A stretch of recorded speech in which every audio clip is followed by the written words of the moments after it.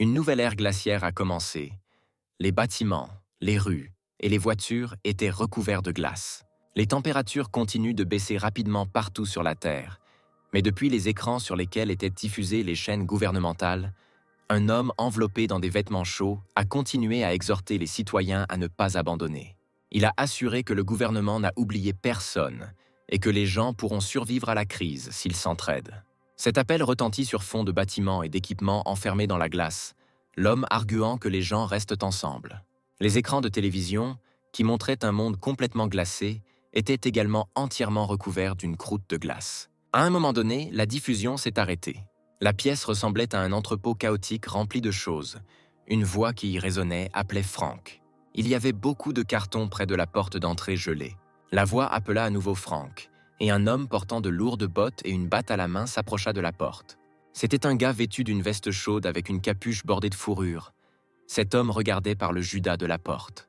Derrière la porte se tenait une fille vêtue d'une veste rouge et d'un chapeau chaud. Ses grands yeux bleus brillant sous sa frange ébouriffée, elle appelait Frank. Le gars a ouvert la porte et a demandé pourquoi Anna était venue ici. Il lui a dit de rentrer rapidement dans l'appartement, car il pourrait y avoir un danger à l'extérieur. Anna posa la main sur la porte, l'empêchant de se fermer immédiatement. Elle attira Frank vers elle et l'embrassa. Le gars répondit à son baiser, et maintenant ils se tenaient, incapables de s'arracher l'un à l'autre, dans le couloir glacé. Aucun des jeunes ne voulait arrêter ce baiser. Lorsque Frank s'est finalement éloigné de la jeune fille, il a demandé avec surprise ce qui lui avait pris, car il ne s'était pas vu depuis très longtemps.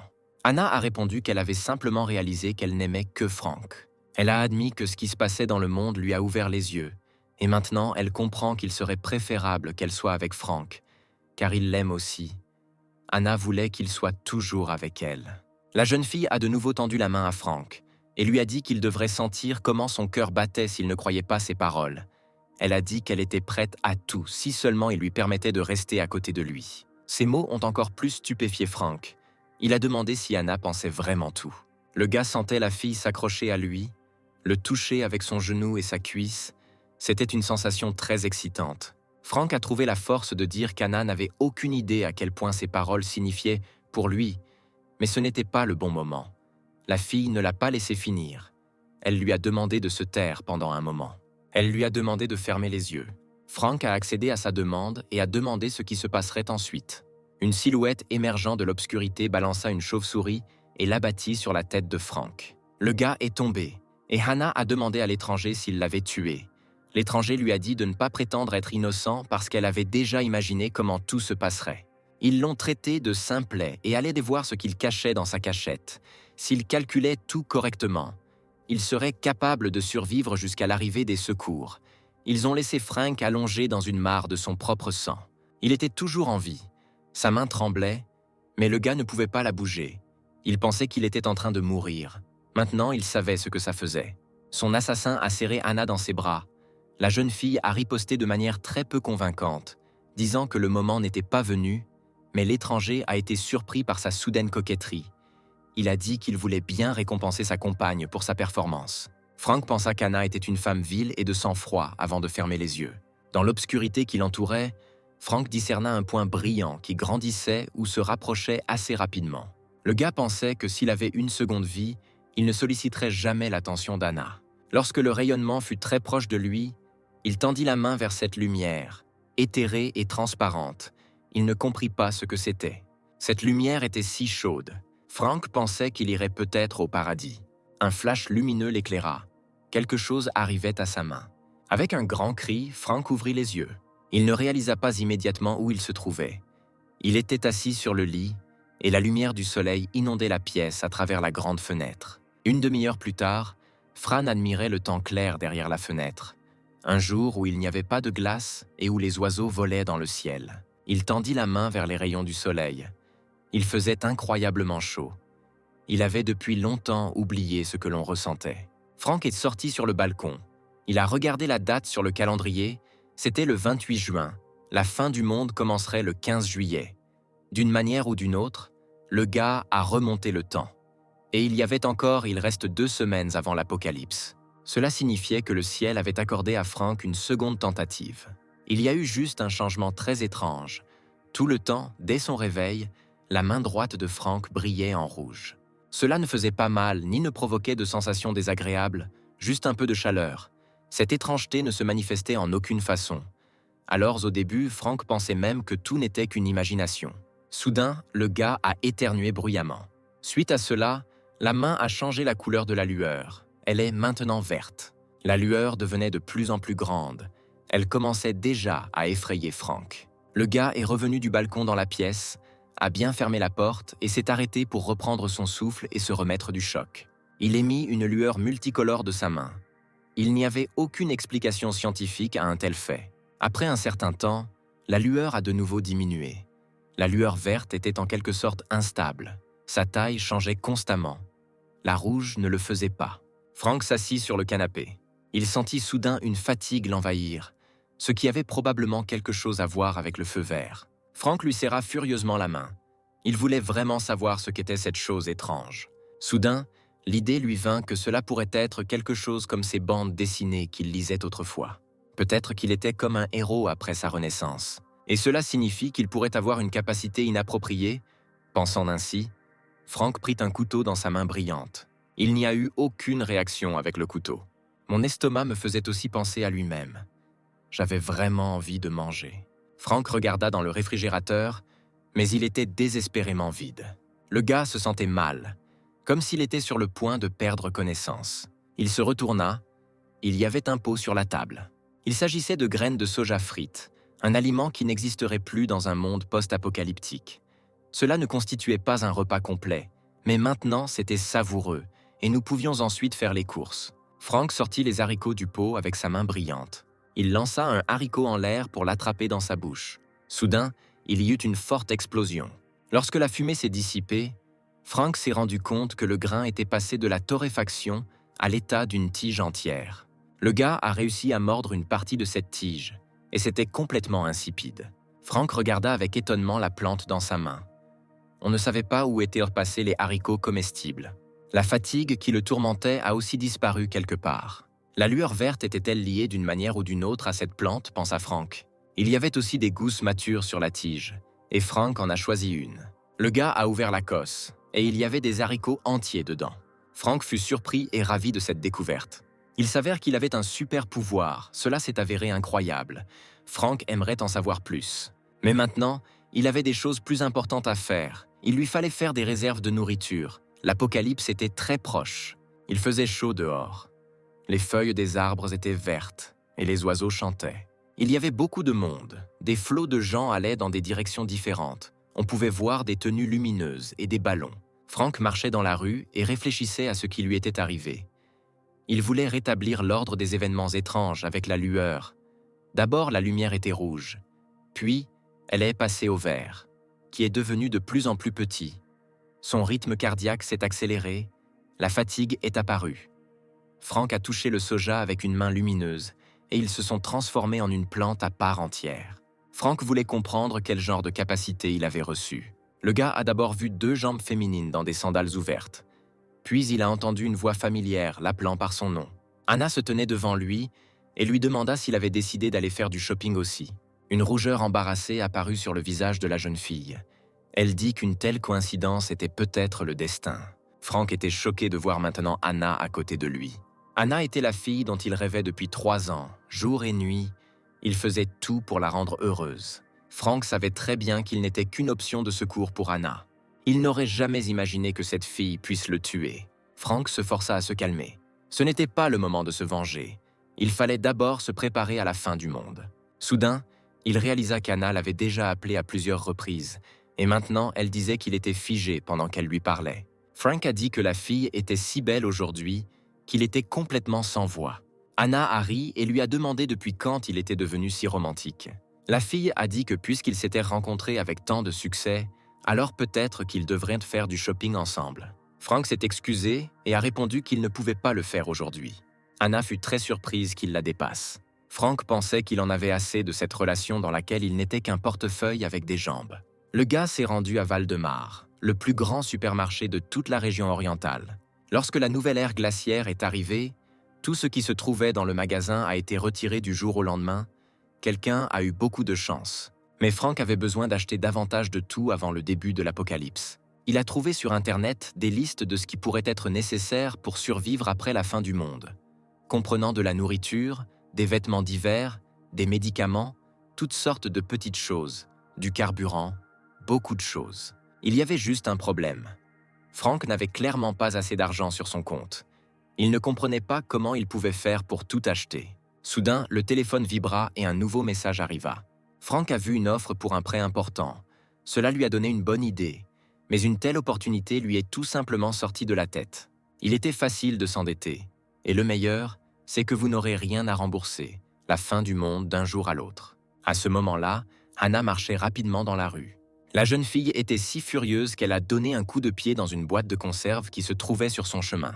Elle pensait qu'une personne aussi nulle que Frank osait le refuser. C'était incroyablement exaspérant.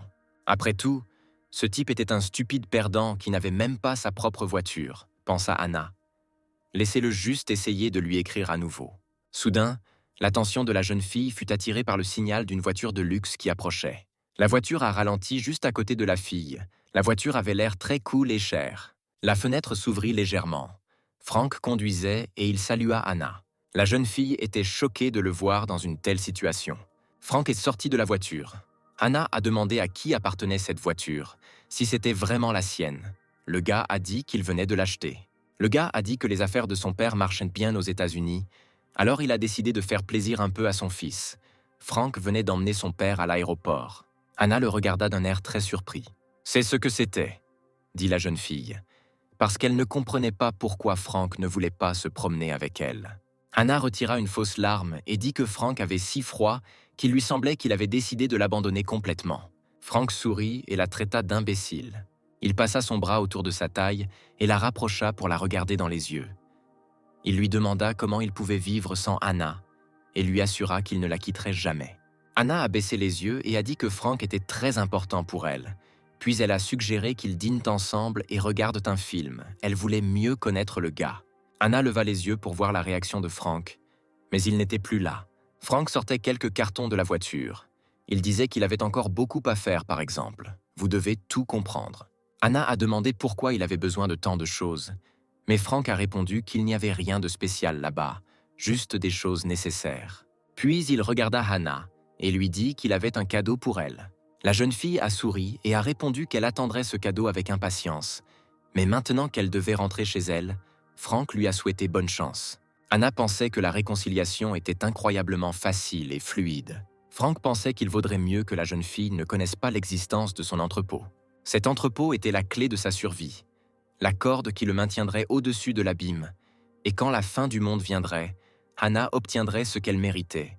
Tous les deux l'auraient, en particulier le gars qui avait tué Frank dans son précédent film Vie. Le gars a passé beaucoup de temps à transporter des fournitures de la voiture jusqu'à l'appartement. Avec une certaine jubilation, il sentit que cet apocalypse l'attendait même. Le 15 juillet, quand tout a commencé, il y a eu une tempête de neige. La température est tombée à moins 20 degrés Celsius. Au cours du mois prochain, les températures continueront de baisser jusqu'à moins 70 degrés Celsius. La neige et la glace envahiront le monde entier et il sera impossible de sortir. Frank a préparé avec diligence. Il aurait dû y avoir plus de nourriture. La nourriture en conserve était la meilleure solution. Le gars a soigneusement scellé les boîtes pour que les voisins ne se doutent de rien. Frank passait toute la journée à déplacer des cartons. Il ne pouvait transporter les fournitures les plus fragiles que la nuit, quand personne ne le regardait. Il n'y aura pas non plus d'électricité pendant l'apocalypse. Pour des raisons évidentes, alors Frank a acheté un générateur et une réserve de carburant pour celui-ci. Au début de la période glaciaire, il n'y avait pas non plus de chauffage. Alors Frank a opté pour un chauffage séparé dans sa maison, tout en renforçant les fenêtres et les portes. L'appartement disposait désormais d'une pièce séparée spéciale pour le stockage. Frank ne termina ses préparatifs que le 14 juillet, un jour avant la première baisse de température. Désormais, l'élément le plus intéressant reste sur la liste. Pour survivre à la prochaine période glaciaire, les approvisionnements seuls ne suffisaient pas. La capacité de contrôler les plantes était son seul espoir. Il faisait pousser tous ses haricots en utilisant ses capacités, et maintenant, il pouvait les manger. Mais la capacité était en quelque sorte incohérente. Frank ne savait pas exactement comment l'appeler. Après avoir goûté les haricots cultivés par magie, Frank les trouva tout à fait comestibles. Il a mangé la moitié de la portion avec enthousiasme. C'était génial. Frank pouvait désormais créer sa propre nourriture. Le plus difficile a été de trouver comment faire. Jusqu'à présent, Frank n'a essayé son super pouvoir que sur des haricots. Il ouvrit le réfrigérateur et, regardant l'abondance sur les étagères, se demanda si cela fonctionnait avec d'autres plantes. Il a décidé de mener une expérience qui lui a fait perdre connaissance pendant longtemps. Ouvrant les yeux, il regarda la plante dans ses mains. La tête de Frank avait l'impression de se briser sous la douleur. Il semble que les super-pouvoirs frappent très durement le cerveau et le corps. Frank mangeait avec enthousiasme pour reprendre des forces et pensait avoir appris quelque chose. Avant de s'évanouir, Frank a essayé d'utiliser cette capacité sur différentes plantes. Certaines plantes n'ont pas du tout réagi aux manipulations de Frank, mais d'autres ont grandi comme des haricots. D'autres encore ont explosé. Après l'explosion, ils se sont transformés en charbon très léger. Frank avait tout un seau de ces charbons. Il dégageait une chaleur qui serait bonne pour se réchauffer. Maintenant, Frank ne risquait définitivement pas de geler. Frank a essayé encore et encore. Il pensait qu'il devait se concentrer sur sa respiration. Le résultat fut une autre usine assez grande. C'était assez fatigant et Frank se sentait fatigué. À la fin de toutes ces expériences, Frank a dû admettre qu'il n'avait pas découvert de modèle dans le fonctionnement de son pouvoir, mais qu'il devait y avoir un principe là-dedans. Mais maintenant, Frank a au moins une compréhension minimale de la façon d'activer cette capacité. La clé réside probablement dans le subconscient de Frank. Alors le gars s'est assis, a fermé les yeux et a essayé de se déconnecter du monde qui l'entourait. Il s'imaginait au milieu de nulle part dans la nature. L'âme et le corps de Fran se confondaient avec ce monde sauvage imaginaire. Il marchait pieds nus sur l'herbe douce. Les animaux de la forêt et les oiseaux venaient vers lui et ils n'avaient pas peur les uns des autres. Quelque chose s'est produit et Frank a ouvert les yeux, sa main étant à nouveau verte. Alors maintenant, il savait comment invoquer cette capacité à tout moment. Mais manger uniquement des plantes ne suffirait pas au corps humain. Maintenant que Frank allait répéter ses expériences avec la viande, il posa sa main rougeoyante sur un morceau de viande. Il n'y a eu aucune réaction. Apparemment, la compétence ne fonctionnait que sur les plantes. Frank a pris un morceau de viande dans sa main et a prié un inconnu, en disant qu'il demandait vraiment que ça marche, qu'il ne savait pas comment vivre sans viande. Pourtant, rien n'a fonctionné. Frank a remarqué que pendant la méditation, il ressentait deux énergies différentes et qu'il n'avait pas encore essayé la rouge. Le gars ferma les yeux et pensa que la force rouge devait se montrer en action. Frank tenait un morceau de viande crue à la main. Lorsque sa main devint rouge, quelque chose commença finalement à se produire. Celui-ci s'est carbonisé et s'est déformé sous ses doigts. Frank s'est mis en colère. « Une abomination !» s'est-il exclamé et a jeté le morceau obtenu par terre. En le poussant avec son doigt, le gars s'est rendu compte que la viande réagissait à la couleur rouge, mais au toucher, il semblait qu'elle était simplement cuite. C'était tout, et la couleur rouge ne faisait que se réchauffer. Non, ça devait être plus compliqué, pensa Frank en regardant sa main. Le morceau de viande n'était pas frit, il semblait s'effondrer. Frank pouvait comparer cela à ce qui s'était passé avec les haricots. Peut-être que la couleur verte était responsable de l'évolution de la plante et la couleur rouge de sa pourriture. Frank a essayé de combiner les deux énergies. Ce qui s'est passé a poussé le gars à crier de surprise. Il y avait 2 fois plus de viande dans ses mains. De plus, les haricots avaient disparu quelque part. Peut-être avaient-ils fusionné avec la viande. Frank a soigneusement examiné la viande obtenue. Elle ressemblait, se sentait et sentait presque la vraie viande, encore meilleure que la vraie viande. Maintenant, cela valait la peine d'essayer une fois de plus. Toutes les tentatives suivantes se sont avérées être des échecs purs et simples. Frank a frappé le sol avec ses points d'irritation. Rien n'a fonctionné pour lui. Le principe de fonctionnement des superpuissances, ainsi que leur combinaison, restent à comprendre. Si nous nous souvenons de toutes les expériences de produits d'aujourd'hui, la journée s'est avérée productive. Si Frank était capable de comprendre pleinement le pouvoir dont il avait hérité, alors après la fin du monde, il serait au sommet du monde, comme un véritable super-héros. Ses pensées lui procurèrent du plaisir. Soudain, une autre pensée importante vint à l'esprit du gars. La nourriture seule ne lui suffirait clairement pas pour survivre, puisqu'il n'avait aucun moyen de se défendre. Il fallait trouver une arme avant le début de l'apocalypse. Frank leva la tête et regarda par la fenêtre. La neige avait déjà commencé à tomber du ciel. Cela signifiait que la période glaciaire commençait. Le froid est arrivé en ville. Au cours de la semaine, la température descendait jusqu'à -45. Alors Frank sortait. Il devait se procurer une arme et vite. Mais il ne savait pas où se la procurer, car acheter des armes était interdit, et il n'avait aucun lien avec le monde criminel. L'attention de Frank a été attirée par une voix qui disait avec vantardise qu'il faisait maintenant toutes sortes de choses de toutes ses forces, avec des millions de dollars pour chaque projet. « Vous connaissez Larry Wilson de Xiganglida, c'est mon frère », a dit le gaz en survêtement. Frank a réalisé qu'il connaissait cet homme. Cette image provocante, ses vêtements style kitsch, le gars demandait à son interlocuteur s'il avait envie de fumer. Sinon, son frère ne lui avait donné qu'une chose. Frank le regarda, essayant de se souvenir du nom. « Ne soyez pas timide, a dit cet homme. Je ne veux pas fumer seul. » Son nom était Frère Liu. Lewis Lammer, que tout le monde appelait Frère Liu, vivait dans le même quartier que Frank. Il était constamment impliqué dans une sorte d'entreprise louche. Tout le monde ici le savait. Ce type parlait constamment de ses frères d'affaires, mentionnait leurs projets dans n'importe quelle conversation, même lorsque les voisins offraient simplement une cigarette. Liu n'avait pas de travail officiel, mais il prétendait être une personne importante. Il discutait bruyamment des montants des transactions au téléphone. Tous les voisins se tournèrent vers lui. Frank pensait que cet homme pourrait peut-être avoir les bonnes relations. Frank, avec une joie exagérée, s'est approché de Lewis et lui a dit bonjour, disant qu'il ne s'était pas vu depuis longtemps. Lewis n'a pas immédiatement reconnu Frank. Mais le gars n'allait pas abandonner, il s'est présenté par son nom, a rappelé qu'ils s'étaient rencontrés depuis longtemps. Liu a dit qu'il avait trop à faire ces derniers temps pour se souvenir de tout le monde. Liu a demandé ce que Frank attendait de lui. Le gars s'est demandé comment expliquer exactement ce dont il avait besoin. Très soigneusement, Frank expliqua l'essence de son problème à Lewis. La demande de Frank a provoqué une réaction violente de la part de Liu. « Pourquoi en as-tu besoin » a-t-il crié. Frank était confus par cette question. Liu a déclaré directement qu'il n'était impliqué dans aucune activité illégale et que les armes étaient un problème sérieux. Il avait bien sûr des relations, mais il a conseillé à Frank de ne pas s'impliquer dans de telles histoires. Frank n'a pas tardé à assurer que Frère Liu l'avait mal compris. Frank a expliqué qu'il se trouvait dans une telle situation qu'il avait besoin d'une arme pour se défendre.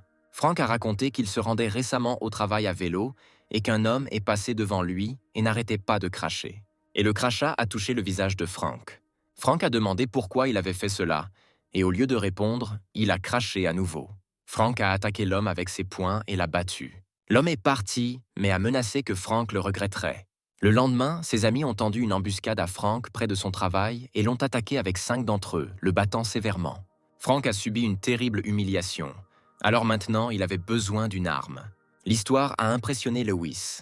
Il était entièrement d'accord avec Frank, car se comporter comme l'homme qu'il a inventé était inacceptable dans la société humaine. Frank pensait que Frère Liu l'avait mal compris. Lewis posa sa main sur l'épaule de Frank et dit qu'il n'avait pas besoin d'expliquer davantage. Il a promis que tout se passerait de la meilleure façon possible. Il appellerait son patron tout de suite. Frank l'a remercié. Après avoir hésité un moment, Frère Liu a suggéré de prendre le bus parce que sa voiture était en réparation. Frank lui a dit de ne pas s'inquiéter car il avait aussi une voiture. La voiture a étonné Lewis. Il ne s'attendait pas à ce que Frank vive aussi bien. Il a demandé combien coûtait une telle voiture. Lewis s'est assis sur le siège avant et a pris des photos avec son téléphone pendant qu'il montrait le chemin à Frank. Il a posté des photos sur son compte de réseau social et a écrit qu'il s'agissait de son nouveau SUV. Ils se rendirent en voiture jusqu'à un casino, près du porche duquel les gens allumaient un feu et, assis autour, se plaignaient du temps qui était devenu si vite absolument épouvantable, car hier soir encore, c'était l'été. Ces gens ont remarqué la voiture de Frank qui approchait et se sont demandé de qui il s'agissait. Ils ont identifié Lewis, lui ont demandé pourquoi il était venu. Il a dit qu'il voulait rencontrer le patron de Harry, parce qu'il avait des affaires avec lui. Les connaissances de Liu appréciaient sa nouvelle voiture et voulaient savoir combien elle coûtait. C'est vanté Liu en réponse. Frank a regardé cette scène. C'était tellement impudent de la part de Liu, car il n'a pas prêté attention au fait que le véritable propriétaire de la voiture se tenait à côté de lui. Finalement, les invités ont été conduits à l'intérieur. Le patron s'est tourné vers Liu, le traitant de bavard, et lui a demandé pourquoi il était venu à une telle heure. Lewis a d'abord demandé une cigarette, mais le patron l'a interrompu brusquement, exigeant qu'il explique l'essentiel du problème car il n'avait pas beaucoup de temps. Liu a pointé du doigt Frank et a dit que c'était son frère qui voulait acheter quelque chose, qu'il avait besoin d'une arme. Frank regarda Harry, et c'était très alarmant pour lui de ressentir la réponse attentive d'une telle personne. « Juste ça, » dit Harry. Il espérait que Liu avait apporté quelque chose d'intéressant. Il a demandé à son assistant d'apporter un pistolet à vendre et a indiqué le prix. Frank a levé les mains et a soutenu qu'il avait besoin de quelque chose de plus grand et de plus long. Le gars a également dit que cette arme aurait dû avoir une lunette. Harry regarda Frank avec une expression différente et le traita d'enfant. Frank soutenait ce regard. Harry demanda si Frank voulait dire qu'il avait besoin d'un fusil de sniper, ce qui était une demande complètement insensée. Harry a crié qu'il n'était pas dans le magasin, et Frank ne comprenait pas ce qu'il demandait. Alors soit il devait prendre l'arme, soit il pouvait partir tout de suite. Liu s'est empressé d'intervenir dans la conversation et a expliqué la situation, racontant comment Frank avait eu une femme il y a 5 ans. Le casino était couvert de neige. La période glaciaire se rapprochait. Après avoir écouté l'histoire de Liu, le patron Harry est également devenu furieux. L'histoire de 3 enfants qui ne sont pas nés de son mari l'a étonné. Il a crié au sujet d'un mauvais sort et Liu l'a assuré c'est exactement comme ça que c'était. Frank pensait que Liu était vraiment un maître de l'invention, même si parfois il semblait que le gars avait dépassé les limites. Harry a déclaré qu'il livrerait à Frank un fusil de sniper, mais qu'il devait attendre quelques jours. Le gars l'a remercié pour son aide. Harry a dit à son assistant de tout organiser et d'essayer de trouver une arme semi-automatique et aussi de ne pas oublier les cartouches. Liu se tourna triomphalement vers Frank. Le patron a remis l'arme à Frank et lui a dit que ce serait un cadeau. Cette tournure des événements a surpris le gars. Il décida de lui dire encore une chose. Frank a déclaré que son ami travaillait pour le gouvernement et que des informations étaient arrivées selon lesquelles, en raison des changements météorologiques, il y aurait bientôt une pénurie de tout. Il valait donc la peine de s'approvisionner en tout. Pendant un moment, les 2 interlocuteurs se regardèrent en silence. Puis Harry dit qu'il comprenait tout. Il était possible de retourner dans la rue glacée, d'autant plus que la simple vue de Lewis irritait déjà tout le monde. Frère Lou a continué à parler beaucoup dans la rue. Il s'est vanté d'avoir promis de tout résoudre, et ainsi tout s'est bien passé. Le patron était aussi de bonne humeur, probablement. Si Frank avait demandé, il aurait eu un canon qui tire des boulets de canon. Frank a remercié Liu et lui a dit qu'il lui devrait des cigarettes. Lewis a dit qu'il aime juste aider les gens. Mais si Frank insiste, il peut lui acheter sa marque préférée. Le reste le fait tousser. Mais il n'a pas besoin de grand-chose. Seulement 7 ou 8 pâtés de maison. Et quand Liu obtient l'argent, il va proxénéter Frank dans un sauna. Frank ne l'écoutait pas. Il pensait qu'il avait des provisions. Des armes seraient bientôt disponibles. Il tiendrait certainement un moment. Mais maintenant, il devrait consacrer du temps à ses capacités, s'il pouvait résoudre le problème de la nourriture. Alors les chances de survie deviendraient incroyablement élevées. Perdu dans ses pensées, Frank a glissé et est tombé sur le trottoir. Liu s'est approché de lui et lui a demandé comment il allait. La jambe de Frank lui faisait très mal. Frank s'est rendu compte qu'il semblait s'être cassé la jambe. Il a demandé à Lewis de l'emmener à l'hôpital. Liu a répondu qu'il n'avait pas de permis et qu'il ne pouvait pas conduire sans permis. Il a dit à Frank de ne pas avoir peur et l'a aidé à se lever et à s'appuyer sur son épaule pour l'accompagner à l'hôpital. Face à la tempête de neige qui s'agrandissait, Frank a simplement demandé à appeler un taxi, qu'il paierait lui-même. La ville était de plus en plus recouverte de neige. À l'hôpital, une jeune fille était assise à la réception. Sa collègue l'appelait Elisabeth et lui souhaitait bonne chance pour le quart de nuit. Lisa regarda par la fenêtre la tempête de neige qui s'agrandissait. En entendant le téléphone sonner, elle a décroché le combiné. Elle a été appelée dans le hall principal car il n'y avait pas assez de monde. Frank a été examiné par un médecin. Une radiographie a révélé qu'il avait une fracture du tibia droit. Le médecin lui a ordonné d'attendre dans le couloir pendant qu'on lui donnait des médicaments. C'était très inopportun de se faire une fracture juste avant la fin du monde. Frank était assis sur un banc dans le couloir. Lewis l'a interpellé. Frère Liu était sur le point de partir, disant qu'il avait un autre problème urgent et lui suggéra d'appeler s'il avait besoin d'autre chose. Frank a dit au revoir et a regardé autour de lui. En raison de la soudaine vague de froid et de la violente tempête de neige, le nombre d'accidents a augmenté et toute la salle des urgences a été remplie de victimes. Frank en a eu assez d'attendre et a appelé un membre du personnel pour lui demander quand les médicaments seraient administrés. À ce moment-là, il aperçut un buste proéminent d'Elisabeth, se précipitant au secours des patients. Cette fille était très belle, avec une silhouette incroyablement séduisante. Quelqu'un l'appelait constamment pour affaires, car l'infirmière en chef devait contrôler la manière dont la plaie était nettoyée. Elle examinait les patients gravement malades et donnait des ordres d'un ton confiant. Frank était étonné qu'une si jeune fille occupe déjà un poste aussi responsable. Elle traitait très bien tous ses patients, s'est assise à côté des enfants, essayant de leur remonter le moral. Et elle était aussi très belle. Son corps, à peine recouvert d'une blouse médicale, évoquait de nombreux sentiments. Il était impossible de cesser de la regarder. Cela n'est pas possible, pensa Frank. À ce moment-là, l'infirmière en chef fut appelée par un homme âgé assis à côté de lui. Lisa s'est immédiatement approchée et s'est penchée vers l'homme qui l'appelait. Elle s'est excusée et a dit que tout le monde était très occupé en ce moment, donc il serait servi un peu plus tard. Le vieil homme a commencé à se plaindre du fait que son côté lui faisait mal et que la douleur devenait de plus en plus forte.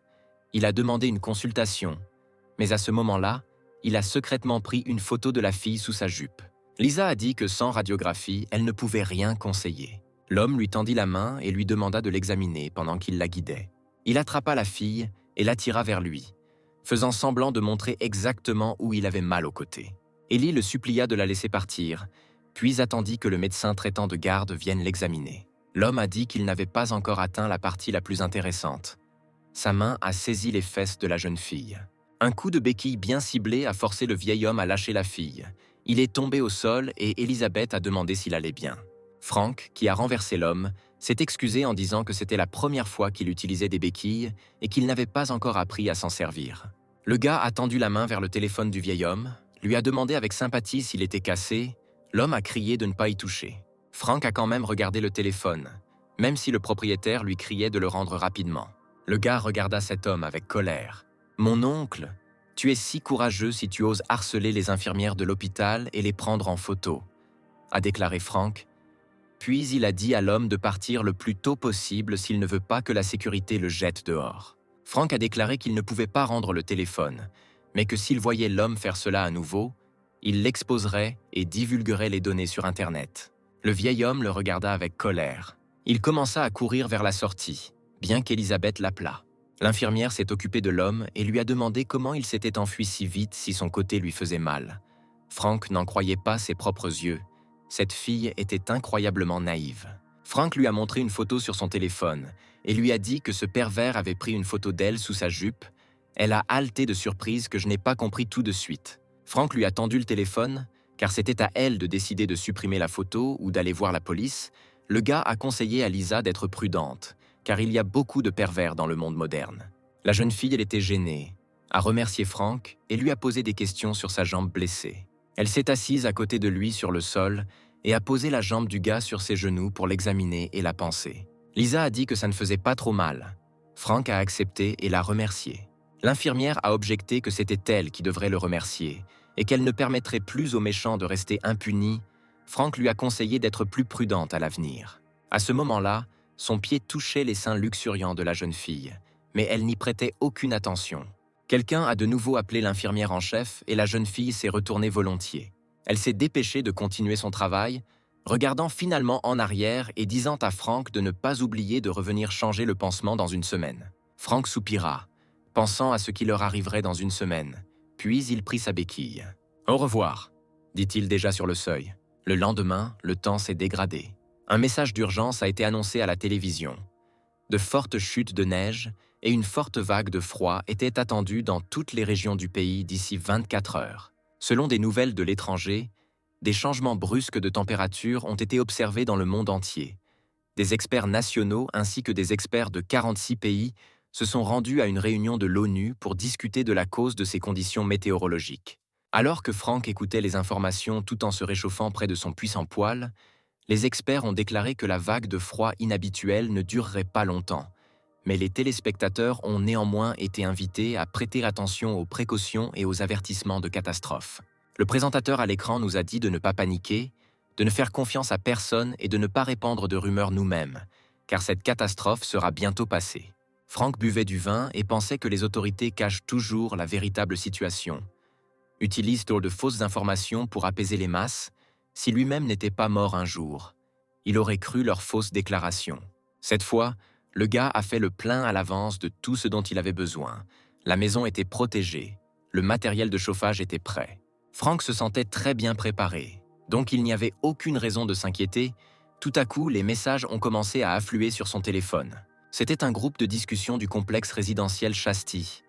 Les gens partageaient ce qu'ils avaient vu aux informations sur les chutes de neige en Égypte, à quel point ils avaient peur à la vue d'énormes congères.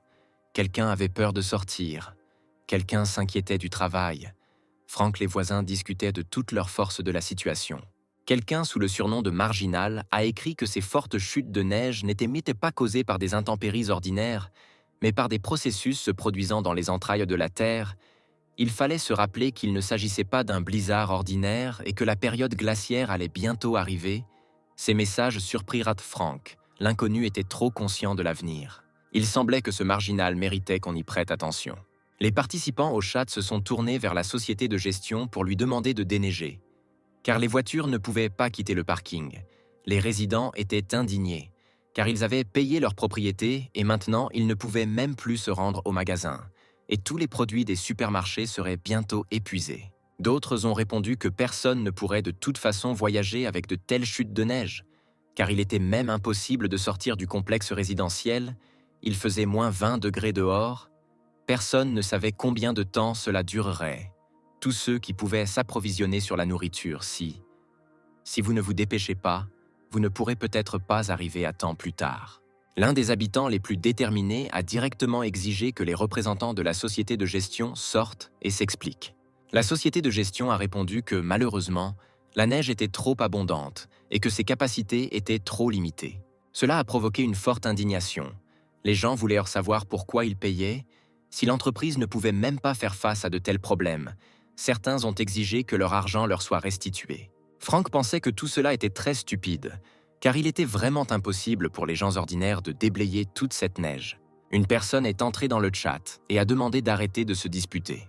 C'était Oscar Winslow, le propriétaire de l'appartement 6204. Il a dit qu'il y avait de telles chutes de neige là-bas que même si quelqu'un dégageait la route, tout serait à nouveau couvert en quelques heures. Au lieu de jurer, tout le monde aurait pu partir dans la rue et avons déneigé ensemble il y a longtemps. Selon lui, la société de gestion emploie également des gens, et en cas de telle catastrophe naturelle, ils ne peuvent rien faire. Il a demandé si les habitants essayaient simplement de blâmer quelqu'un. Les résidents étaient indignés et ont demandé qui était cet homme qui avait décidé d'enseigner aux autres. Ils ont suggéré qu'il pourrait être le directeur, car ils s'inquiétaient tellement pour eux. Winslow a répondu qu'il ne défendait personne, mais qu'il énonçait simplement des faits objectifs qu'il avait vus de ses propres yeux. Il a dit que maintenant, cela ne sert à rien de se mettre en colère contre les dirigeants. Rien n'en sortira et personne n'obtiendra le résultat souhaité. Les habitants ont demandé ce qu'ils devraient faire alors. Suggère-t-il vraiment d'attendre qu'ils meurent tous de faim ici? Oscar a dit qu'il ne servait à rien de parler d'aller au magasin. Même si les rues du complexe étaient dégagées, personne ne pouvait garantir que ce serait pareil à l'extérieur. Alors, il a suggéré de marcher. Et il pourrait aussi descendre et aider dégager la route. Frank pensait qu'il semblait se souvenir de ce monsieur. Il a toujours été aussi actif avant la renaissance de Frank. Un autre résident a demandé quel était le problème. Il croyait que ceux qui voulaient sortir pouvaient aller déneiger et que ceux qui n'étaient pas prêts à le faire devaient simplement se taire. « Allez travailler », dit-il. « Sinon vous perdez du temps à parler constamment et c'est déjà ennuyeux. » Ce message a détourné l'attention du chat pendant un moment. Frère Liu a dit qu'il viendrait également pour aider. Cela vaut la peine de dégager la route le plus tôt possible, car il a encore besoin de discuter de dizaines de nouveaux sujets avec son frère. Frank a immédiatement reconnu Lewis. Même si tout le monde utilisait des pseudonymes, les intonations étaient très familières. De nombreux résidents se sont également portés volontaires pour venir, car il manquait de nourriture à la maison et avaient besoin de faire des courses. Même une des filles s'est portée volontaire, même si elle a admis en riant qu'elle était un peu faible. Une autre fille a déclaré qu'elle avait été malade ces derniers jours. Mais Oscar a donné le bon exemple et elle s'est également portée volontaire pour aider. Frank reconnut Anna et fut surpris qu'elle veuille réellement y aller. De nombreux hommes ont immédiatement commencé à la dissuader, car ils ne pouvaient pas permettre à une fille aussi fragile de travailler, alors qu'elle avait besoin de se reposer et de récupérer à la maison. C'était exactement la réaction à laquelle Hannah s'attendait. Alors elle a remercié tous ceux qui se sont portés volontaires pour aller à sa place pour leur inquiétude. Frank pensait que tout le monde était le premier à se vanter. Il a quitté le chat et a vu un autre message qui a attiré son attention. Anna lui a écrit personnellement pour lui demander s'il était occupé et s'il voulait venir lui rendre visite, et lui a assuré qu'elle l'attendait toujours.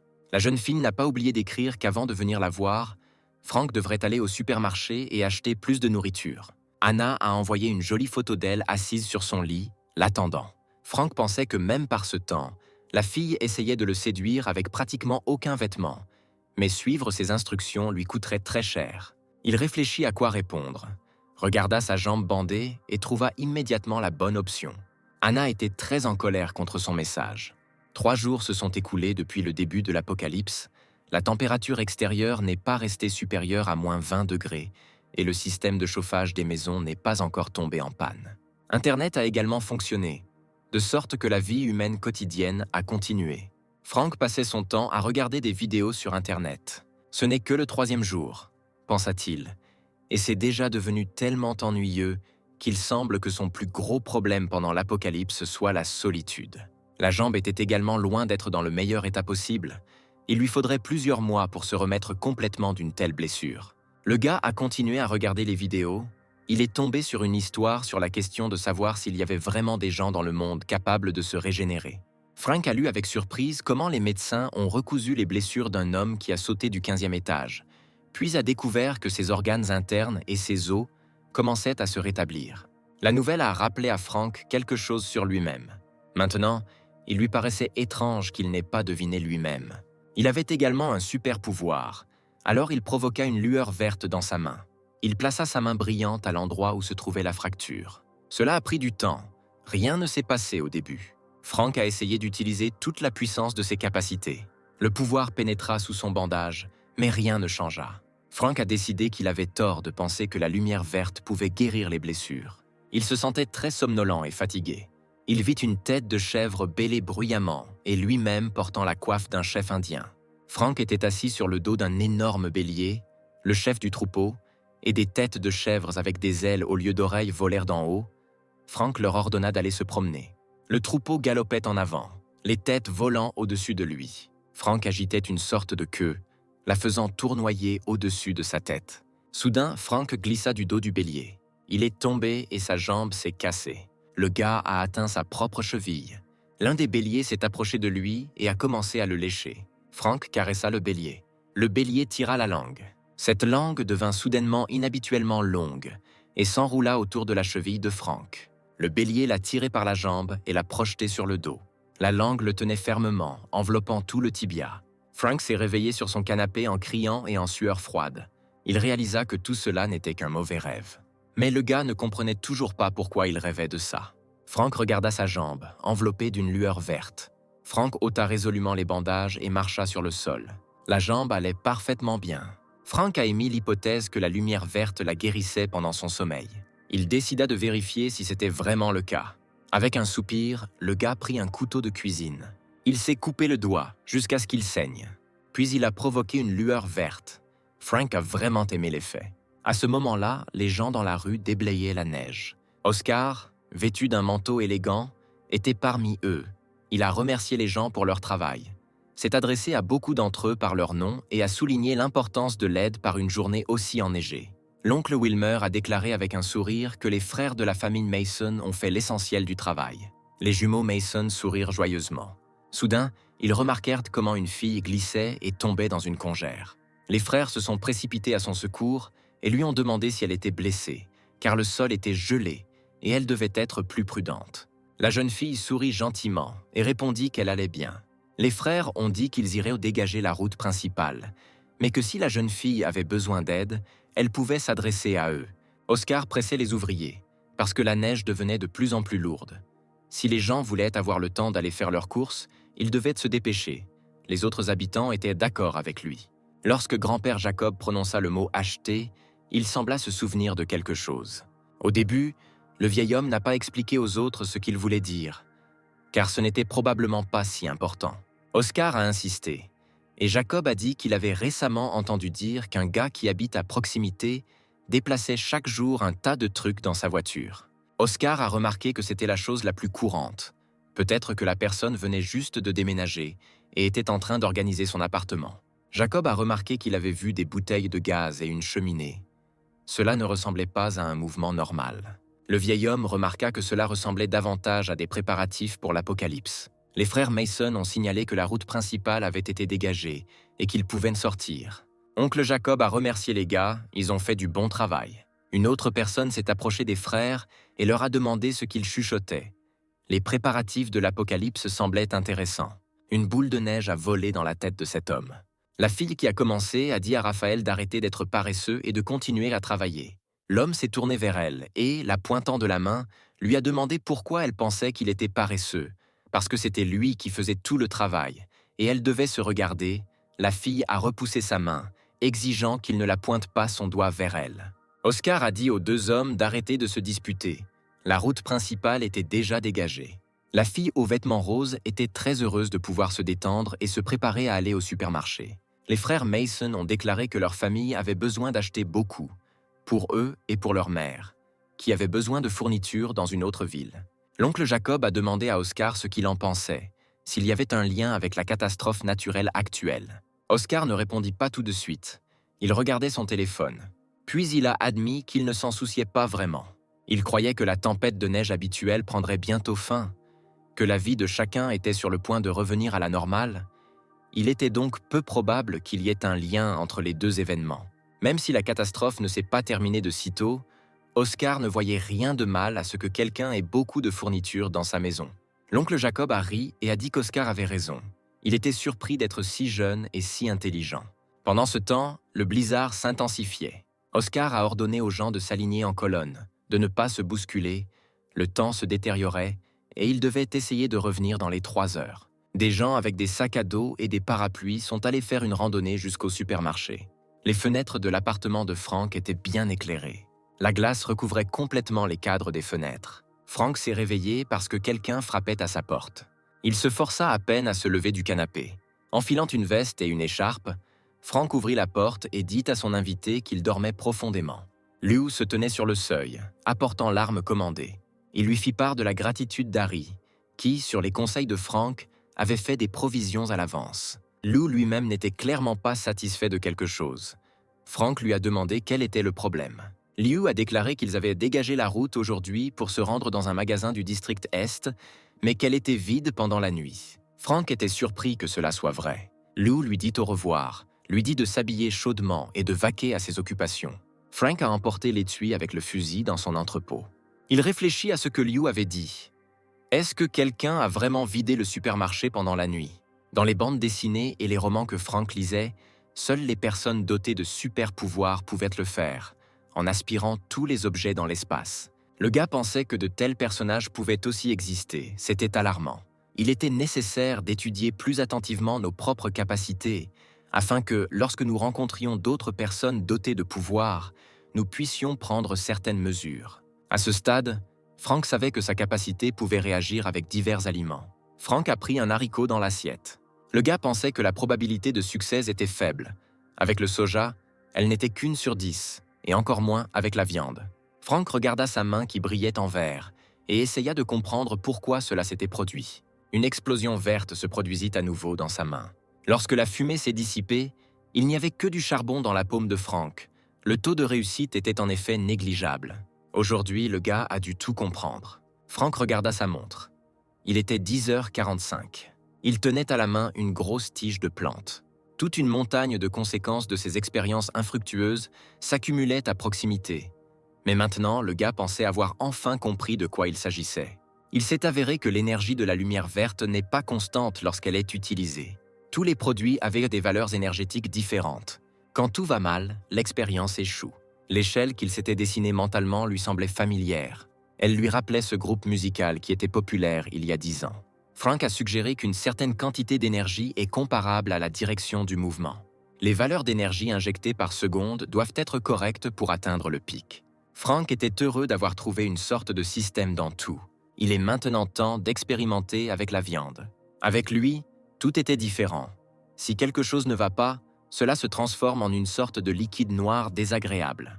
Pourtant, Frank supposait que le principe de fonctionnement devait être similaire. Il devait d'abord déterminer la quantité d'énergie nécessaire. Le premier échantillon testé s'est transformé en un liquide noir, éclaboussant le visage et les mains de Frank, ce qui a semblé prendre beaucoup plus de temps qu'avec les aliments végétaux. La fois suivante, ce fut également un échec total. Et le suivant n'a pas fonctionné non plus, mais Frank n'allait pas s'arrêter. Un autre échec l'a mis en colère, mais ne l'a pas obligé à s'arrêter. Couvert de noir partout, jura Frank, c'était trop difficile. La cuisinière et toute la cuisine ont été inondées de ce liquide. Frank était assis, fatigué, sur un tabouret, au milieu de ce désordre. Il essaya de faire circuler alternativement les énergies vertes et rouges. Il s'est concentré sur le processus. Cette fois, tout s'est bien passé. Frank lui-même était surpris de ce qui lui arrivait. Épuisé, le gars s'est effondré sur le sol depuis le tabouret. Il pouvait maintenant expirer. Un moyen de synthétiser la viande a été trouvé, mais il n'y avait plus de force. Les informations annonçaient que le 18 juillet était le 4e jour de la catastrophe neigeuse et que tout le pays vivait cet événement avec horreur. Frank s'est allongé sur le canapé et a écouté l'annonceur expliquer comment le gouvernement essaie de faciliter la vie des gens. Toutes les régions luttent activement contre la catastrophe naturelle et éliminent ses conséquences. En raison des fortes chutes de neige, la circulation, l'électricité et Internet sont perturbés dans tout le pays. Il a été demandé à la population d'être patiente et d'attendre que les secours reviennent à la normale. Les gouvernements locaux fournissent également activement les ressources nécessaires aux zones touchées, ont-ils déclaré l'écran. L'annonceur a demandé aux gens de ne pas quitter leur maison sans raison particulière. Frank pensait que tout se passait, comme dans une vie antérieure, lorsque les systèmes ont commencé à tomber en panne petit à petit vers le 4e jour. Le téléphone émit le son d'un autre nouveau message. Frank pensait qu'il perturbait encore une fois la conversation des résidents du complexe. Le gars a décidé de voir aussi ce qui se passait là-bas. La conversation du complexe résidentiel Happiness était à nouveau bruyante. Les gens regardaient un peu les informations. Certains faisaient sa confiance et attendirent le salut, d'autres discutaient sur la meilleure façon de survivre. Oncle Jacob a demandé si quelqu'un croyait vraiment ce qu'il disait aux informations. Le vieil homme a déclaré que si la situation avait été sous le contrôle du gouvernement, comme le prétendent les médias, les sauveteurs seraient arrivés ici depuis longtemps. Jusqu'à présent, personne n'a vu un seul camion transportant de l'aide humanitaire. Au contraire, Jacob a entendu dire par des amis que de nombreux véhicules blindés, chars et autres armes lourdes avaient été vus se dirigeant vers la ville. Cela pourrait même signifier qu'il pourrait y avoir une guerre. Les participants au chat ont été effrayés par ces mots. Cela semblait très crédible. Il s'est avéré que tout le monde était condamné. Frank pensa à la guerre. Il avait entendu quelque chose de similaire avant sa renaissance. Oscar a écrit que si tout se passe vraiment comme l'oncle Jacob l'a dit, alors tout le monde doit prendre des mesures pour se sauver le plus rapidement possible. Il a écrit que certains n'avaient déjà plus de nourriture, parce qu'ils n'en avaient pas fait suffisamment à l'avance, et qu'on ne savait pas non plus quand les sauveteurs arriveraient avec de la nourriture, donc tout le monde devait avant tout aider ceux qui rencontraient des difficultés. Il a invité les habitants ayant suffisamment de nourriture à en donner une partie à ceux qui en avaient besoin. Il allait lui-même donner la moitié de sa nourriture et a proposé de venir le voir à tout moment. Les gens ont commencé à discuter de ces paroles d'Oscar et de la proposition reçue. Quelqu'un a décidé que c'était que les bons mots et que tout le monde devait s'entraider pour traverser cette crise. Il ne pouvait pas laisser les autres avoir faim par ce froid. Raphaël a demandé à Anna si elle pouvait faire un don. La fille a décidé que Raphaël était devenu fou. Pour une raison quelconque, il lui a seulement demandé « était-ce parce qu'elle n'avait pas accepté de sortir avec lui une fois ?» Anna a tristement répondu dans le chat qu'elle avait très peu de nourriture. Il y avait ceux qui l'ont défendue. On dit qu'elle n'avait déjà pas de provisions. Le reste des voisins allait s'unir. Parce que personne ne voulait se sacrifier, s'il n'y avait pas d'unité, personne, je voulais être dans le rouge. Anna et Raphaël ont senti l'attention de tous. Les résidents ont déclaré à tour de rôle sur lesquels ils pouvaient compter. Certains ont proposé de partager des vêtements chauds ou des médicaments. Oscar a remercié tout le monde au nom de ceux qui en avaient besoin. Tant de personnes se sont portées volontaires qu'il a fallu nommer des représentants responsables parmi les résidents.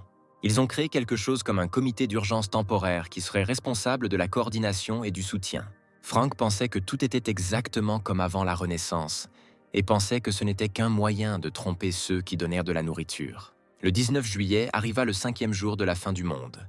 La température extérieure tomba à moins 40 degrés.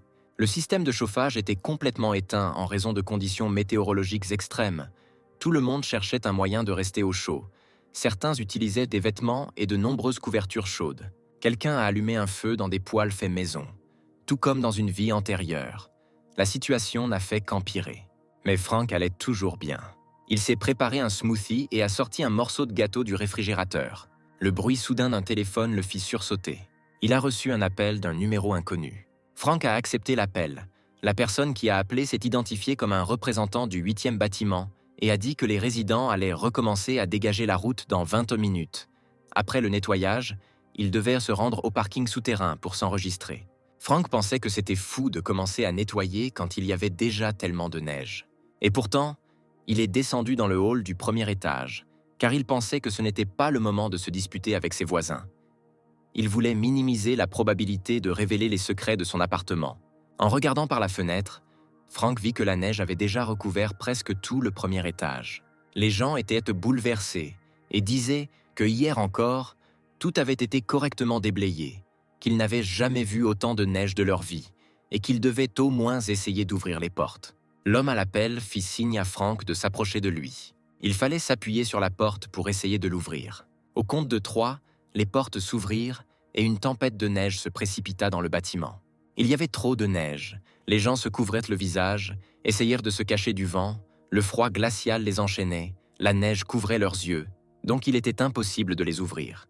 Frank pensait que sortir par ce temps entraînerait tôt ou tard des engelures, voire la mort. Les gens disaient que s'ils allèrent le dégager maintenant, ils auraient des engelures. Tant de neige était incroyablement difficile à enlever. Seul un imbécile quitterait le bâtiment par un temps pareil. Soudain, Frank entendit une voix familière qui annonçait qu'il sortirait pour nettoyer la zone. Frère Liu a appelé tout le monde présent une bande de faibles. Il a dit qu'il fallait avoir de la force et du zèle. Frank n'était pas du tout surpris que ce soit lui. Quelqu'un a dit à Lewis d'arrêter de se vanter. Ce n'était pas une blague. Tout le monde aurait dû attendre que la neige s'arrête. Frère Liu vient de finir de fumer sa cigarette. Avec une détermination farouche, il traversa la congère. Lorsqu'un mur de neige se dressait devant lui, il le traversa avec son corps en poussant un grand cri. Les gens dans le hall se levèrent et le regardèrent disparaître dans le tunnel de neige. Soudain, un grand cri retentit de là, Lewis demandant de l'aide. Lewis a été traîné dans la pièce, toussant et bleu à cause du froid. La porte a été claquée. Frank se pencha sur Lewis alors qu'il était allongé sur le sol et lui demanda comment il se sentait. Frank a demandé à quelqu'un d'aller au parking et d'y marquer Liu. Cela ne servait à rien de quitter le bâtiment jusqu'à ce que la neige cesse. Il devrait alors réfléchir à ce qu'il devait faire ensuite. Il était désormais impossible de retirer cette neige manuellement. Frank est arrivé dans la zone depuis le premier étage. Oscar a annoncé aux gens qu'il y avait vraiment trop de neige maintenant, qu'elle serait déblayée plus tard, lorsque le temps s'améliorerait. Il allait désigner le parking souterrain comme lieu de dons et de distribution de nourriture. Frank regardait cet homme. C'était la première fois qu'il le voyait en personne, et non dans une conversation en ligne. C'était cet homme qui dirigeait le comité de déception, pensa Frank.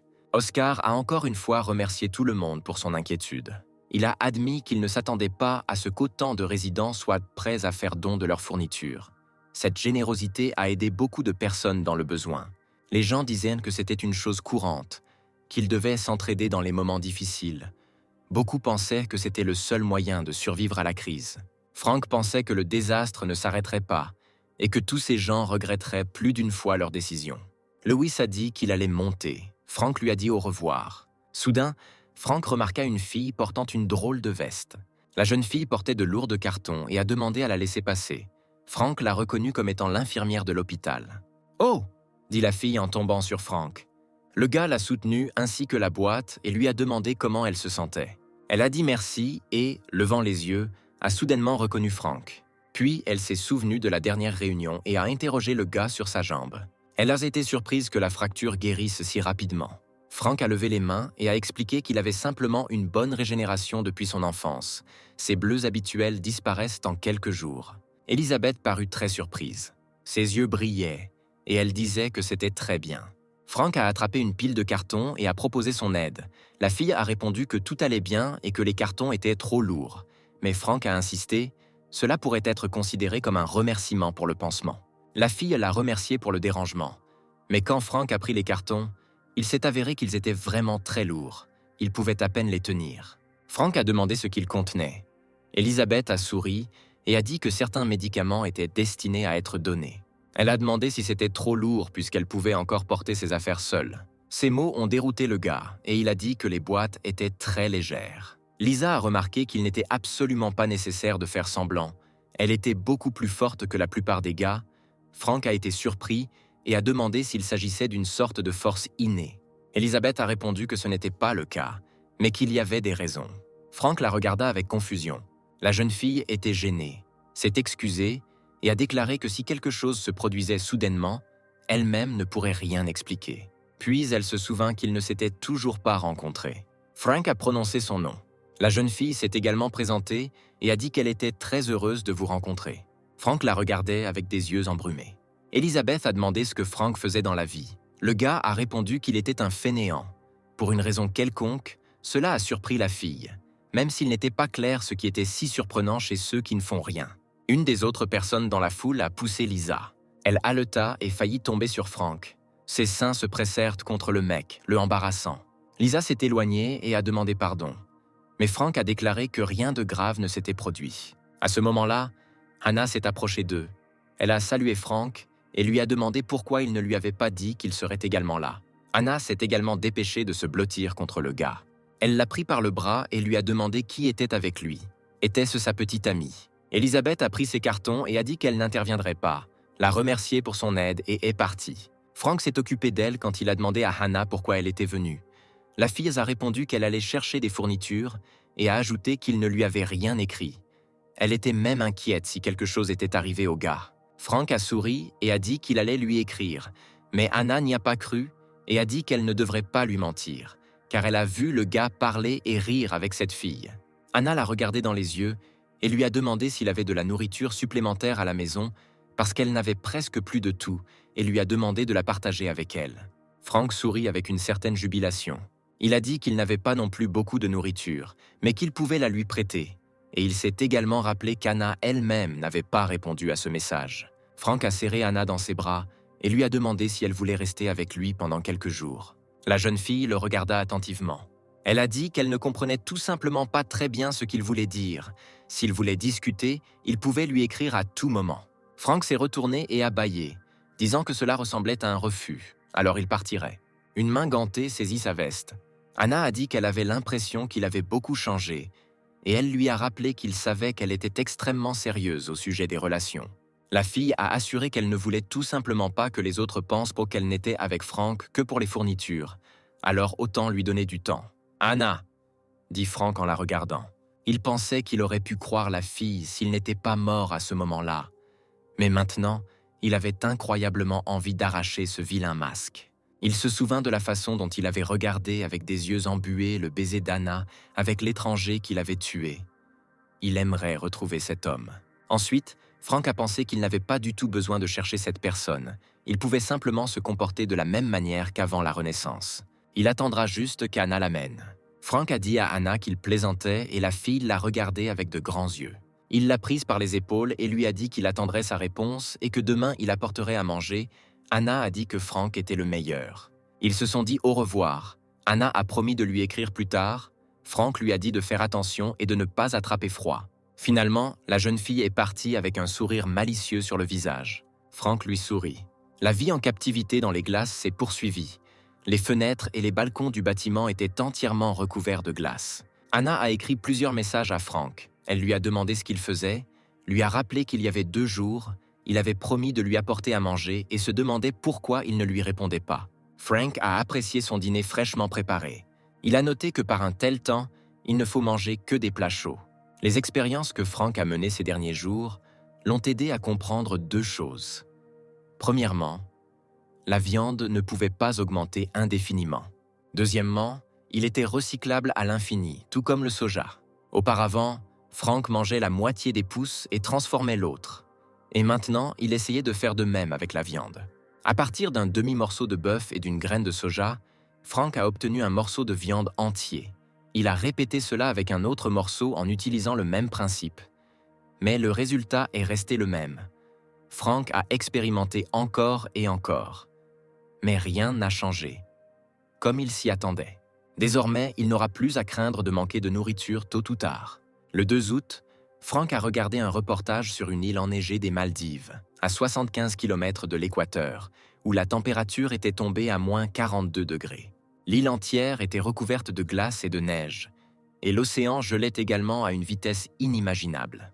Les experts ont constaté que l'épaisseur maximale de la glace atteignait 55 cm. La situation actuelle dans les pays les plus proches de l'équateur était presque la même que dans les pays plus septentrionaux. Frank a noté qu'en fait, tout était bien pire que ce qu'il disait aux informations. Un bruit soudain et fort lui fit presque renverser le vin de son verre. Frank ouvrit le rideau et regarda par la fenêtre. À l'extérieur de la fenêtre, Une colonne de flammes flambait depuis la 7e explosion quelque part dans la ville.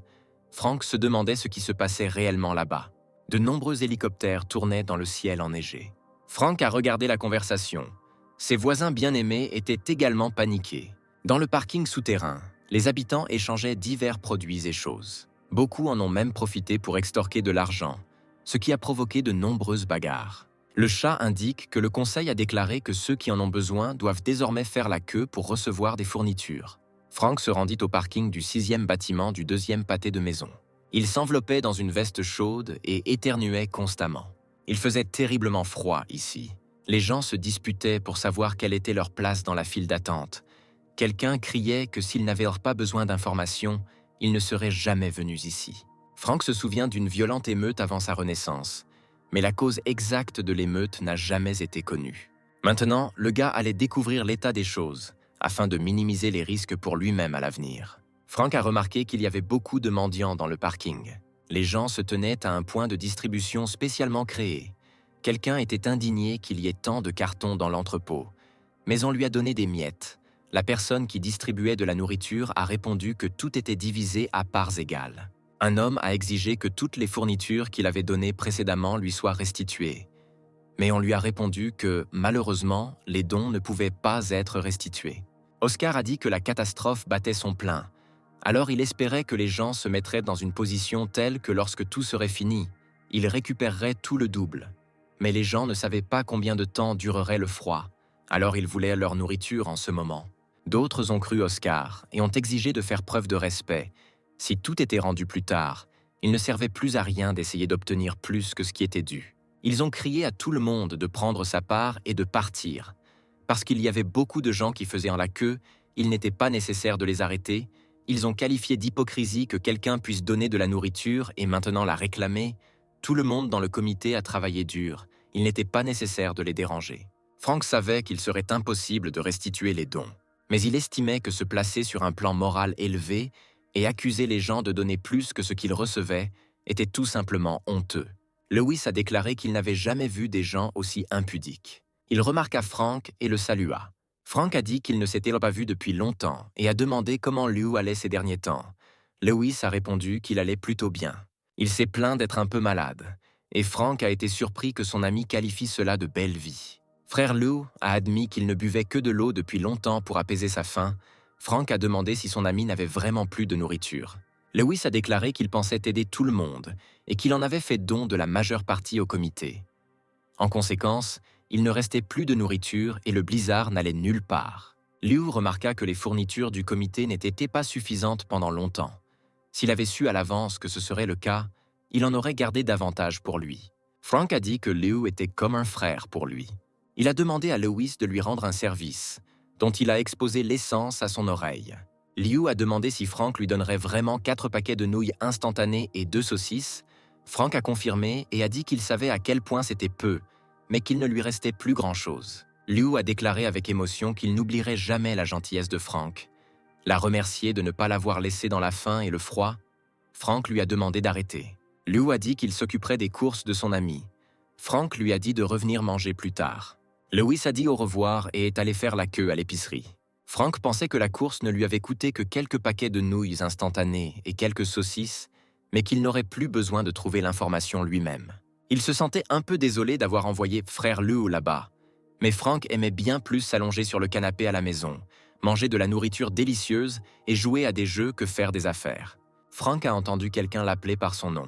Il s'est avéré que c'était Anna et elle a donné une forte gifle au gars. Frank ne s'y attendait pas du tout. La jeune fille a crié qu'il avait trahi sa confiance.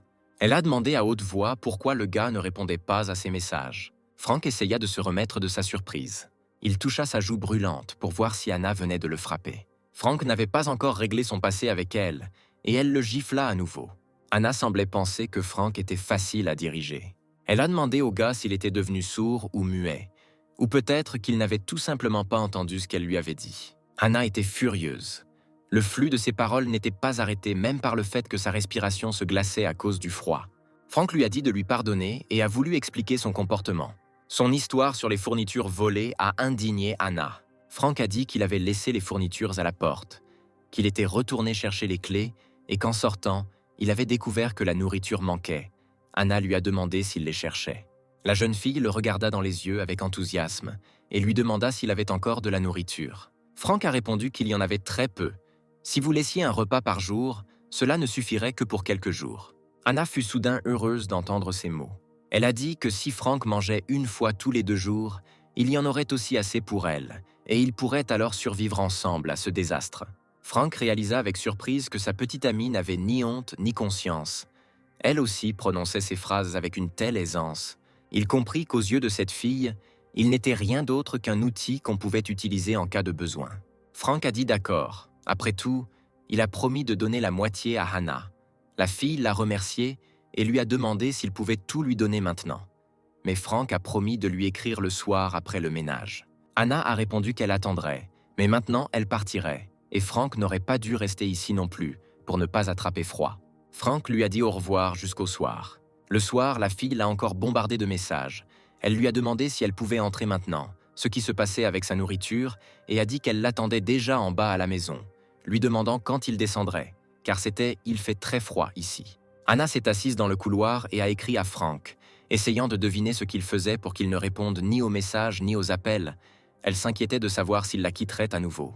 L'ascenseur était également en panne. La jeune fille regarda tristement les nombreux escaliers qu'elle devait franchir. Elle n'avait pas d'autre choix que de monter à l'étage. Elle s'est levée et était très en colère contre Frank. Sans les fournitures, elle ne serait jamais allée le voir. Hannah est très fatiguée et n'a pas mangé du tout ces derniers jours. Finalement, elle aperçut le panneau indiquant le 16e étage et réalisa qu'elle y était presque. Hannah a remarqué que les lumières étaient également éteintes ici. La jeune fille a entendu du bruit à l'étage et a demandé qui était là. Elle ne pouvait pas voir comment un objet du dernier étage commençait à tomber vers elle. Hannah resta là et leva les yeux. L'objet a explosé avec un bruit fort, les lumières se sont allumées et quelque chose d'incompréhensible a tourbillonné dans l'air. Le contenu du sac s'est répandu sur sa tête, tachant ses vêtements et ses cheveux.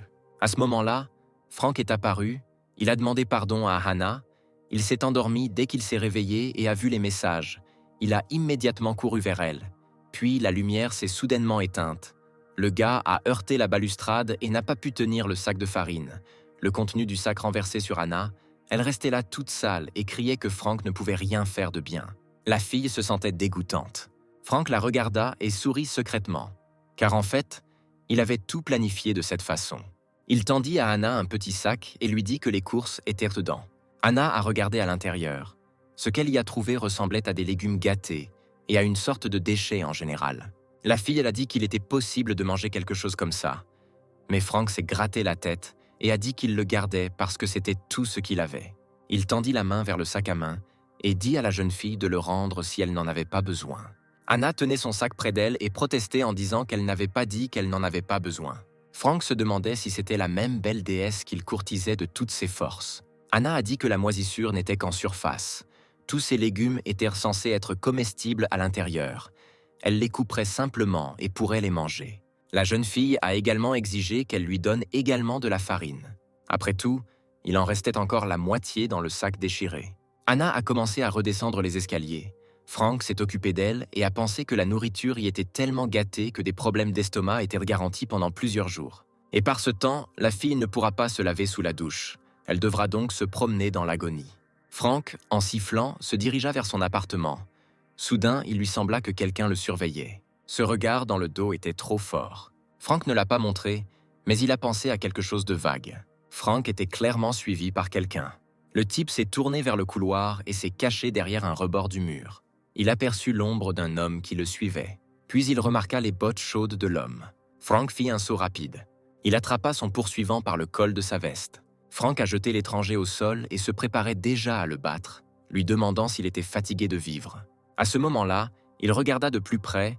C'était une jeune fille à lunettes. Frank lui a demandé pourquoi elle le suivait. Quel était son objectif? La jeune fille ne dit pas un mot en réponse. Frank se demandait si elle garderait vraiment le silence. Il a essayé de lui faire peur en la menaçant de la déshabiller si elle ne répondait pas. La jeune fille le regarda silencieusement et tristement dans les yeux. Frank jura et se leva du sol, déclarant que cette fois, il laisserait partir son poursuivant. Il lui a dit de rentrer chez elle, au lieu de se promener ici. Soudain, il sentit un contact. L'étranger le tenait par la manche de sa veste. Frank lui demanda ce dont elle avait besoin. Frank lui a dit de ne pas le regarder comme ça. Si elle ne disait rien, alors il partirait. La jeune fille pointa silencieusement son doigt quelque part. Frank lui a demandé si elle voulait qu'il l'accompagne. La fille a hoché la tête. Ils se rendirent dans un appartement qui appartenait probablement à un inconnu. Frank fut surpris par ce qu'il vit derrière la porte solide. Le refuge de la jeune fille était mieux préparé que celui de Frank. Il lui demanda si elle l'avait fait elle-même. Le gars lui a demandé si elle savait vraiment à l'avance qu'une catastrophe allait se produire. La fille a hoché la tête. Elle se tourna vers Frank et lui parla du calcul des résultats et de la période glaciaire. Elle montra l'écran de son ordinateur et expliqua qu'elle avait déjà écrit ceci dans la conversation. Frank devina qu'elle était l'utilisateur du chat qui se faisait appeler Marginal. Le gars était ravi. Il a demandé pourquoi elle l'avait amené chez elle, juste pour dire ça. La jeune fille désigna à nouveau silencieusement quelque part avec son doigt. Elle voulait que Frank regarde son écran d'ordinateur.